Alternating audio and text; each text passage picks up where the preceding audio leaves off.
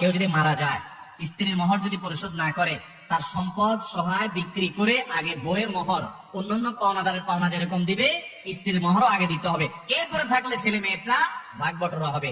এই জন্য পোলাপান নিজেরা নিজেদের মায়ের মোহর বাপের কাছ থেকে বুঝে নেওয়ার জন্য হেল্প করেন, না হলে মুরব্বী মারা যাওয়ার পরে কিন্তু আপনার ভাগে জুটবে না, সব আপনার মা মোহর হিসেবে পাবে।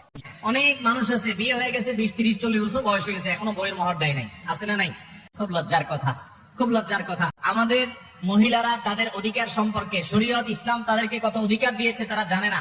তারা যদি জানতো, আমাদের নাকে বর্ষি লাগায় ঝুলাইতো। স্ত্রীর মোহর আপনি পরিশোধ করেন, এটা তার পাওনা কি পাওনা না, আপনি তার কাছে দেনাদার। অতএব কথা নিচের দিকে তাকায় বলবেন, উপর দিকে না, কারণ আপনি তার কাছে কি দেনাদার।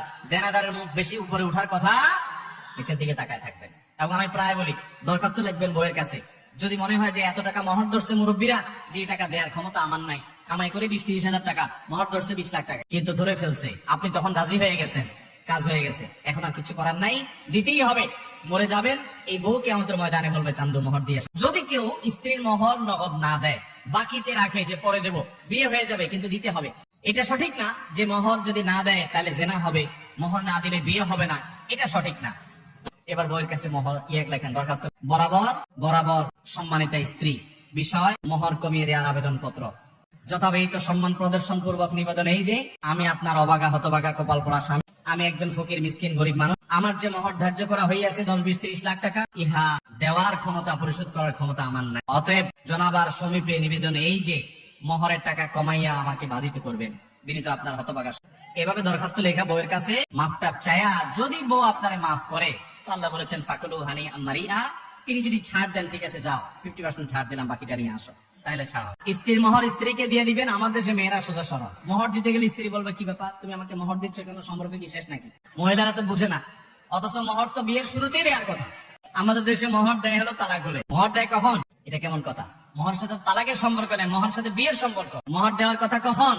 আমাদের মেয়েরা যদি নবী করিম সাল্লাল্লাহু আলাইহি ওয়াসাল্লাম মেয়ে ফাতেমার মতো সচেতন হতো, শরীয়তের মাসালা জানতো, তো আমাদের কপালে দুঃখই ছিল। ফাতেমা রাদিয়াল্লাহু তাআলা আনহা, তার সাথে যখন আলী রাদিয়াল্লাহু তাআলার বিয়ে ঠিক হয়, উনি নিজে নবী সাল্লাল্লাহু আলাইহি ওয়াসাল্লামের কাছে আর্গুমেন্ট করেছেন যে আমার মোহর অগ্রিম চাই, আগে পরিশোধ করে দিতে হবে। সাফ সাফ কথা। আজকাল যদি কোনো মেয়ে এরকম চায়, ছেলেরা বলবে ওরে বাবারে, এই ডায়েরির সাথে ঘর কেমনে করবো? অথচ এটা তার অধিকার, তার চাওয়ার রাইট আছে। আমাদের দেশে যত জমি জমা আছে, যারা দলিল ঘাটাঘাটি করেন, 100টা দলিল ঘাটাঘাটি করলে কয়টা দলিলে মেয়ে মালিকের নাম পাবে? তার মানে বোনদের ফুফুদের কোনো অধিকারে দেশে দেওয়া হাতে গোনা কিছু মানুষ ছাড়া। আল্লাহ আমাদেরকে মেয়েদের অধিকার আদায় করার তৌফিক দান করুন। দেনমোহর না দিলে বিয়ে হয়ে যাবে, জেনা হবে না, ঠিক আছে, কিন্তু সেটা পরিশোধ করতে হবে, না হলে আপনি আল্লাহর কাছে দায়ী থাকবেন এবং আপনার এটার জন্য প্রায়শ্চিত্ত করতে হবে।